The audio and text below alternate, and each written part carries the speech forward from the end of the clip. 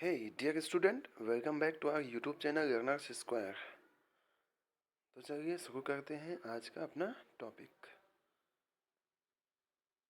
और आज पढ़ते हैं हम कॉची रेसिड्यू थ्योरम, है ना। रेसिड्यू फाइंड करना सीख लिया हमने, रेसिड्यू क्या होता है ये भी सीख लिया हमने।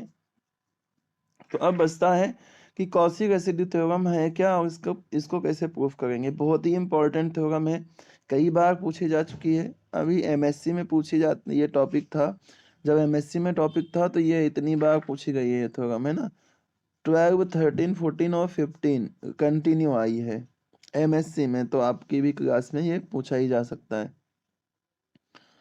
तो क्या कहेगा इस थ्योरम का स्टेटमेंट, कहेगा है if f of z is analytic within and on a closed contour C except at a finite number of poles, और इन पोल्स का नाम दिया है z1 z2 and so on zn। यानी कि एफ ऑफ जेड कोई analytic function है within and on a closed contour C, कुछ पॉइंट्स को छोड़ के जहां पे पोल एग्जिस्ट कर रहा है, और कहाँ कहाँ पे पोल एग्जिस्ट कर रहा है, z1 z2 and so on zn। और अगर ऐसा है तो हमें प्रूफ करके ये बताना है कि integral over C F of Z D Z equals to 2 pi iota summation are equals to 1 to n, और residue at Z equals to Z r. यानी कि इन्हीं सारे पॉइंट्स पे रेसिड्यू अपन पता कर रहे हैं, उन्हें प्लस कर रहे हैं, है ना। तो इसी चीज को अपन ऐसा भी लिख सकते हैं, कैसा लिख सकते हैं, this is equals to 2 pi iota, और ब्रैकेट में अपन लिख दें R1 प्लस में R2 plus and so on plus में Rn, और बोल दें ये जो R1 R2 R3 है ये सभी क्या है, ये रेसिड्यूज हैं at the point Z1 Z2 and so on Zn respectively. ठीक है, तो ये इंटीग्रल की वैल्यू ये ऐसी कुछ होगी, ये हमें प्रूफ करके बताना है। चलते हैं आगे। तो यही चीज आगे लिखी हुई है स्टेटमेंट में कि जहाँ पे RHS राइट हैंड साइड में जो दिया हुआ है ये क्या है, सम ऑफ रेसिड्यूज है ना। फंक्शन एफ ऑफ जेड का क्या है, सम ऑफ रेसिड्यूज है, इनके पोल पे जो रेसिड्यू एग्जिस्ट कर रहा है। ओके, तो चलते हैं प्रूफ की तरफ और मान लेते हैं, क्या मान लेते हैं, देखो मान ये लेते हैं कि ये मान लेते हैं ये अपना क्लोज्ड कंटूर सी है।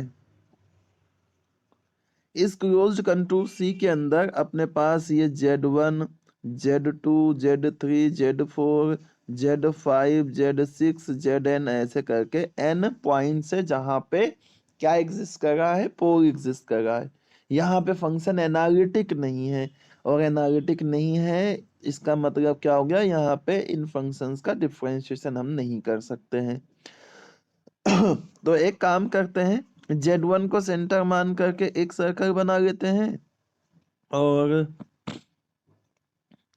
Z1 को सेंटर मान करके एक सर्कल बना लेते हैं। उसके बाद क्या करते हैं, उसके बाद Z2 को सेंटर मान करके एक सर्कल बना लेते हैं, फिर Z3 को सेंटर मान करके एक सर्कल बना लेते हैं, Z4 को सेंटर मान करके एक सर्कल बना लेते हैं, Z5 को, Z6 को, ऐसे करते करते Zn को सेंटर मान करके सर्कल बना लेते हैं। और ये सर्कल कुछ इस तरीके से कंस्ट्रक्ट करते हैं, ये सर्कल कुछ इस तरीके से कंस्ट्रक्ट करते हैं कि ये जो बाउंड्रीज है एक दूसरे को टच नहीं करेंगे, और ये सभी के सभी जो छोटे छोटे सर्कल्स हैं ये इस बड़े वाले सर्कल सी के अंदर ही लाई करेंगे। ठीक है, ये सारे जो Z1 को सेंटर मान करके सर्कल बनाया, Z2 को सेंटर मान के जो सर्कल बनाया, Z3 को सेंटर मान के जो सर्कल बनाया है, ऐसे करते करते Zn को सेंटर मान करके जो सर्कल बनाया है, ये सभी इस तरीके से कंस्ट्रक्टेड हैं कि इनकी इस ऐसे हैं कि ये लाई करेंगे विद इन सी के अंदर ही रहेंगे, और ये एक दूसरे को ओवरलैप नहीं करेंगे, जैसे ये दूर दूर बने हुए ऐसे ही रहेंगे। ठीक है, और यही चीज यहाँ पे हमने लिख दी है कि, है ना, प्रूफ के लिए कि एफ ऑफ जेड कोई एनालिटिक फंक्शन है within and on a closed contour C, जहां पर ये कुछ पॉइंट्स को छोड़ करके बाकी सारे पॉइंट्स पे ये एनालिटिक है, और ये पॉइंट्स कौन कौन है, Z1 Z2 and so on Zn है। फिर कहते हैं let C1 C2 and so on Cn, है ना, C1 C2 and so on Cn be circles with centre Z1 Z2 Zn respectively and radii so small that they lie within C and does not overlap. ठीक है, ये सी के अंदर ही है और किसी से ओवरलैप नहीं करते हैं। इसका मतलब ये हो गया कि अगर इन सर्कल्स को छोड़ दे तो बाकी जो ये रीजन बचेगा, इस रीजन पे ही फंक्शन क्या है, एनालिटिक है। और इन रीजन को ही क्या बोला जाता है, एन्यूलस बोला जाता है। इसका मतलब एफ ऑफ जेड क्या है, एनालिटिक है within the annulus bounded by these circles and circle capital C. तो इस तरीके से कहा फंक्शन एनालिटिक है, ये भी हमें पता चल गया। और अगर ये एनालिटिक है तो हमने कॉसिस थ्योरम में पढ़ा हुआ है, कॉसिस थ्योरम को यहाँ अप्लाई कर देंगे। अप्लाई कर देंगे तो क्या आ जाएगा, integral over C F of Z D Z equals to integral over C one F of Z D Z plus में integral over C two F of Z D Z. ऐसे करते करते integral over C N F of Z D Z मिल जाएगा हमें। ये हो जाएगा हमारा इक्वेशन नंबर 1। ठीक है, ऐसा हमने थ्योरम पढ़ा हुआ था। देखो कॉसिस का एक एक रीजन था, एक रीजन था ऐसे करके ऐसे, और उसके अंदर दूसरा था, है ना। और इसको अपन ने कनेक्ट करा था, इसको अपन ने सी नाम दिया था, इसको सी डैश नाम दिया था। और इसका कुछ ऐसा नाम रखा था, ए बी सी तो यूज कर लिया है, डी ई एफ, और फिर अंदर गए तो इसका नाम जी, इसका नाम एच, और यहाँ पे नाम आई, फिर जी आए, फिर ए आए। तो ऐसे अपन ने कनेक्ट करा था, प्रूफ करा था कि ये जो बाहर वाले कंटूर के ओवर इंटीग्रल जो होता है वो अंदर वाले कंटूर के इंटीग्रल के इक्वल होता है।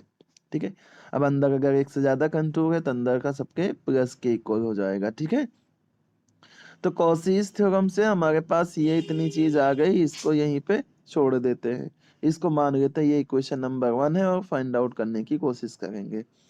अब हमने रेसिड्यू पता करने में ये पढ़ा है, क्या पढ़ा है रेसिड्यू पता करने में, रेसिड्यू पता करने में हमने ये पढ़ा है कि जो रेसिड्यू होता है वो क्या होता है, वो कोफिशिएंट होता है ना। रेसिड्यू क्या होता है, कोफिशिएंट होता है, और इसकी वैल्यू होती है 1/2 pi iota integral over C F of Z D z. और थोड़ा सा आगे और जाके अपन सीखेंगे तब भी हमें यही मिलेगा कि residue at a point Z equals to a क्या होता है, ये होता है 1/2 pi iota integral over C F of Z D Z, ऐसा मिल जाएगा। तो यही चीज यहाँ पे कॉसिस थ्योरम में अप्लाई कर देते हैं। ठीक है, यहाँ पे अप्लाई कर देंगे तो कहेंगे we know that residue at Z equals to Z1 क्या होगा, 1/2 पाई आयोटा, और Z1 से रिलेटेड सर्कल कौन है, C1 है, तो integral over C1 f z D Z. अब यहाँ से इस इंटीग्रल की वैल्यू निकालो तो 2 पाई आयोटा से इधर मल्टीप्लाई हो जाएगा, यानी कि residue at integral over C1 f z D Z equals to क्या आ जाएगा, 2 pi iota residue at Z equals to Z1। ऐसे ही अगर हम पता करें इंटीग्रल ओवर C2 की वैल्यू पता करें, है ना, यहाँ पे 2 आएगा, यहाँ पे भी 2 आएगा। तो integral over C2 f z D Z equals to क्या आ जाएगा, 2 pi iota residue at Z equals to Z2। ऐसे कंटिन्यू करते चले जाएं तो हमें मिलेगा integral over CN residue at Z equals to ZN क्या मिल जाएगा हमें, 1/2 pi iota integral over CN और एफ जेड डी जेड, ऐसा मिल जाएगा। ठीक है, ये नहीं है, residue at Z equals to Z1 है। तो यहाँ से अगर हम पता करेंगे कि integral over CN f z D z निकालेंगे तो क्या आ जाएगा, 2 pi iota residue at Z equals to ZN, इस तरीके से मिल जाएगा। ठीक है, तो यहाँ पे देखो जो residue Z equals to Z1 है, रेसिड्यू हमने पता करा जेड इक्वल्स टू Z1, तो हमारे पास वहां से क्या वैल्यू आ गई, वहां से वैल्यू ये आ गई कि integral over C1 f z D z की जगह पर लिख सकते हैं 2 pi iota residue at Z equals to Z1। ठीक है, यहाँ पे Z1 आएगा, यार कितनी मिस्टेक्स हैं, ये Z1 होगा। अच्छा, ये Z2 के लिए सॉल्व कर रहे हैं तो यहाँ पे C2 होगा फिर, है ना, यहाँ पे ये C2 होगा। और ऐसे ही और ऊपर चले तो हमारे पास यहाँ से मिलेगा ये वाला integral over C1 f z D Z equals to 2 pi iota residue at z equals to z1, और ऐसे करते चले गए तो nth पे हमें क्या मिलेगा, integral over C N f z d z equals to 2 pi iota residue at z equals to zn। तो इन सारी वैल्यूज को इक्वेशन नंबर 1 में ले जाके पुट कर दीजिए। इन सारी वैल्यूज को इक्वेशन नंबर 1 में ले जाके पुट करेंगे तो integral over C f z D Z equals to कितना आ जाएगा, 2 pi iota residue at Z equals to z1, फिर plus 2 pi iota residue at Z equals to z2, फिर इसके बाद 2 pi iota residue at Z equals to zn। और इन सब में 2 पाई कॉमन हो रहा है तो 2 पाई को कॉमन निकाल दो तो अंदर रेसिड्यू सबका प्लस आ जाएगा, यानी कि summation are equals to 1 to infinity और residue at Z equals to Z R. और इसी चीज को अपन लिखना चाहें तो ऐसा लिख सकते हैं इक्वल्स टू 2 पाई आयोटा और ब्रैकेट में r1 plus r2 plus and so on plus rn। ये हो जाएगी थ्योरम अपनी खत्म। नेक्स्ट जो क्वेश्चन है ये कह रहा है find the residues of Z square upon में Z minus 1 Z minus 2 Z minus 3 and prove that their sum is 0। और यहाँ पे हमने अभी अभी क्या पढ़ा, हमने ये पढ़ा कि अगर कोई function F of Z analytic है except at finite number of singularities, और उसके साथ साथ इसमें इंक्लूड कर दें इनफाइनाइट पे भी जो सिंगुलरिटी हो, तो उनके रेसिड्यू का प्लस क्या होगा, 0 के इक्वल होगा। तो सेम वर्क यहाँ पे हम करेंगे, ठीक है, इनफाइनाइट वाली सिंगुलरिटी को भी शामिल करेंगे। तो मान लेते हैं कि एफ ऑफ जेड क्या होता है, f of z equals to दिया हुआ है जेड स्क्वायर अपॉन में Z minus 1 into z minus 2 into z minus 3, ठीक है। और इसके आगे अगर ये ऐसा है तो हम मान लेते हैं, ये हमने फंक्शन की वैल्यू मान ली है ना, जेड स्क्वायर अपॉन में Z minus 1 Z minus 2 Z minus 3, तो हम इसका पोल जब पता करने जाएंगे कहेंगे therefore poles of f of z are given by. Poles कैसे करते हैं अपन पता, डिनोमिनेटर में जो भी वैल्यूज रहती है उनको 0 के इक्वल कर देते हैं ना, डिनोमिनेटर में जो भी वैल्यूज है उनको 0 के इक्वल कर देते हैं। यार नोटिफिकेशन आ जाएगा। जब हम इसको 0 के इक्वल करेंगे तो हमें क्या मिलेगा, जेड की वैल्यू 1 मिलेगी, जेड की वैल्यू 2 मिलेगी, जेड की वैल्यू 3 मिल जाएगी। और यहाँ पे अगर हम फंक्शन की वैल्यू को देखें तो ऊपर जेड का स्क्वायर भी है, अगर हम यहाँ पे इन्फिनिटी रख देते हैं, जेड की जगह पे इन्फिनिटी रख देते हैं, तब भी ये फंक्शन इनफाइनाइट हो जाएगा, यानी कि इन्फिनिटी पे भी ये फंक्शन एनालिटिक नहीं होगा। तो यही एक गलती है जो हम रिपीट करते हैं या रिपीट करेंगे। अगर उसने रेसिड्यू का सम 0 करने के लिए बोला है तो हम इन्फिनिटी पे भी रेसिड्यू पता करेंगे। ओके, तो अपन क्या करते हैं, देखो z equals to 1 z equals to 2 z equals to 3 ये सभी क्या है, सिंपल पोल्स है ना, जेड इक्वल्स टू 1 2 3 सभी क्या सिंपल पोल है। और सिंपल पोल पता करने का फॉर्मूला क्या होता है, जैसे Z equals to a simple pole है तो हम रेसिड्यू जब पता करने जाते हैं जेड इक्वल्स टू ए पर, तब हम यूज करते हैं फॉर्मूले का लिमिट जेड टेंड्स टू ए और Z minus A F of Z, इस फॉर्मूले का यूज करते हैं। तो यहाँ पे 1 पे 2 पे 3 पे सभी पे सिंपल पोल है, इसलिए इस तरीके से अपन सॉल्व कर लेंगे। कहेंगे residue at Z equals to Z one क्या हो जाएगा, limit Z tends to 1 Z minus 1 F of Z, ऐसा आ जाएगा। अब एफ ऑफ जेड की वैल्यू को पुट कर देंगे, जेड माइनस 1 से जेड माइनस 1 कैंसिल हो जाएगा, जेड की जगह पे 1 रखेंगे तो देखो 1 का स्क्वायर 1 हो जाएगा, 1 में से 2 माइनस होगा तो यहाँ पे -1 आएगा, और 1 में से 3 माइनस होगा तो माइनस में 2 आएगा, ये माइनस कैंसिल हो जाएगा तो 1/2 हो जाएगा इसका रेसिड्यू कहाँ पे, जेड इक्वल्स टू 1 पे। सेम ऐसे ही आगे चलते हैं, पहुंचते हैं जेड इक्वल्स टू 2 पे, ठीक है। कहते हैं कि residue at Z equals to 2 क्या होगा, तो क्या आ जाएगा, limit Z tends to 2 Z minus 2 f of Z, ऐसा आ जाएगा। और जब एफ ऑफ जेड की वैल्यू रखेंगे तो 2 जेड माइनस 2 से जेड माइनस 2 वाला फैक्टर कैंसिल हो जाएगा, और जब 2 रखेंगे तो 2 का स्क्वायर हो जाएगा 4, और 2 में से 1 जाएगा तो 1 बचेगा, और 2 में से 3 जाएगा तो माइनस का 1 बचेगा, इसका मतलब माइनस का 4 हो जाएगा residue at Z equals to 2।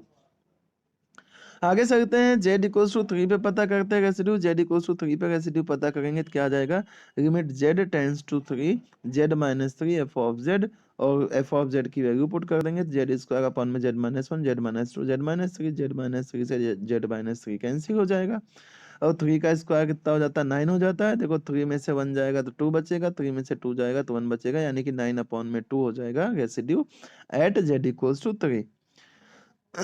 इसके आगे चलते हैं, तो अगर हम पता करें रेसिड्यू एट इन्फिनिटी, तो इन्फिनिटी पे रेसिड्यू पता करने का फॉर्मूला ये होता है, limit z tends to infinity minus में z f of z। f of z की वैल्यू रख देते हैं, तो ये माइनस को बाहर भेज देते हैं ना, ये माइनस बाहर आ गया, और यहाँ से क्या कर रहे हैं, यहाँ से z, यहाँ से z, यहाँ से z को कॉमन कर लेते हैं, ठीक है। अगर कॉमन करेंगे तो क्या आ जाएगा, यहाँ से z गया, यहाँ से z गया, यहाँ से z गया, z का क्यूब हो जाएगा, और ये z इंटू जेड स्क्वायर, ऊपर भी z का क्यूब बन जाएगा, इससे ये हो जाएगा कैंसिल। तो यहाँ से z कॉमन करा तो 1 माइनस 1 अपॉन z, यहाँ से z कॉमन करा तो 1 माइनस 2 अपॉन में z, ये 2 अपॉन में z, ठीक है। और यहाँ से z कॉमन करा तो 1 माइनस 3 अपॉन z आ जाएगा। अब z की जगह पे जैसे इन्फिनिटी रखेंगे, ये वैल्यू हो जाएगी 0, ये वैल्यू हो जाएगी 0, है ना, ये वैल्यू हो जाएगी क्या, 0। तो ये सभी की सभी वैल्यू 0 हो गई, तो बच्चा कितना, 1 1 1 1 1 जा 1 होता है, और ये माइनस, इसका मतलब इन्फिनिटी पे रेसिड्यू कितना आ जाएगा, माइनस, ये हो जाएगा 1। इन सभी रेसिड्यूज को प्लस कर लें, तो एलसीएम लेके प्लस करेंगे तो देखो 2 एलसीएम हो जाएगा, 2 4 जा 8, और प्लस में 9, 2 1 जा 2, तो क्या आ जाएगा, 9 1 10 8 2 10, तो 10 में से 10 जाएगा, 0 बच जाएगा, सम ऑफ रेसिड्यूज कितना आ गया, 0 आ गया।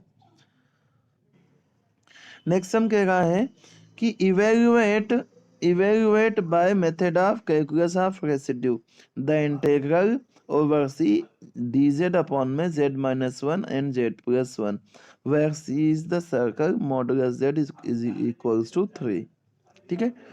तो करते थे कंटिन्यू, मान लेते हैं let f of z equals to dz upon में कितना है, z minus 1 z minus z plus 1, इस तरीके से इंटीग्रल दिया हुआ है, इससे ही अपन को इवेल्युएट करना है।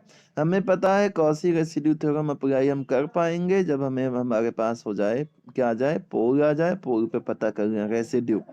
तो पहले इतना काम करते हैं, पोल पता करते हैं और फिर उसका रेसिड्यू पता करते हैं। तो बोल देते हैं कि इसका जो पोल होगा उसको हम कैसे पता कर सकते हैं, डिनोमिनेटर को 0 के इक्वल करके, और डिनोमिनेटर को जो 0 के इक्वल करेंगे तो हमारे पास z की वैल्यू आ जाएगी -1 और +1, ठीक है। सर्कल जो दिया है मॉडुलस 3 का दिया है, इसका मतलब ये z इक्वल्स टू -1 जो है, z इक्वल्स टू +1 जो है, ये दोनों ही उसके इनसाइड आएंगे, ठीक है। इसका मतलब हो गया दोनों पोल कहाँ है, लाई विद इन सी है, सी के अंदर ही आते हैं, और दोनों ही पोल कैसे हैं, सिंपल पोल हैं, और सिंपल पोल हैं तो इनका जो रेसिड्यू होगा कैसे पता चलेगा, residue at z equals to z equals to 1 equals to क्या जाएगा, लिमिट z टेंड्स टू 1 और z minus 1 f of z, ऐसा हो जाएगा। और f ऑफ z की वैल्यू अगर अपन पुट कर दें यहाँ पे तो क्या हो जाएगा, z माइनस 1 से z माइनस 1 हो जाएगा कैंसिल, z की जगह पे 1 रखेंगे तो 1 प्लस 1 क्या हो जाएगा, 2 हो जाएगा। और ऐसे ही अगर रेसिड्यू पता करें अपन कहाँ पे, z इक्वल्स टू -1 पे, तो क्या आ जाएगा, z plus 1 f of z की वैल्यू रखेंगे तो +1 वाला टर्म कैंसिल हो जाएगा, 1 रखेंगे माइनस का तो यहाँ पे -1 -1 क्या हो जाएगा, माइनस में 1/2 हो जाएगा। और कॉची रेसिड्यू थ्योरम क्या कहता है, integral over f of z, है ना, dz इक्वल्स टू क्या होता है, 2 पाई आयोटा और सम ऑफ जीरोज, तो पहला 0 1/2, दूसरा माइनस में 1/2, ये दोनों ही कैंसिल हो गए, 0 आ जाएगा। इसका मतलब इस इंटीग्रल की वैल्यू कितनी आ जाएगी, 0 आ जाएगी, ठीक है। तो इस तरीके से जो अपना ये है कॉची रेसिड्यू थ्योरम है, ये अपना हो जाता है खत्म, है ना। इस पे बेस्ड और भी सम हम कर सकते हैं, ऐसा नहीं है कि नहीं कर सकते हैं, और कुछ सम की प्रैक्टिस करवा दूंगा मैं इसको तो।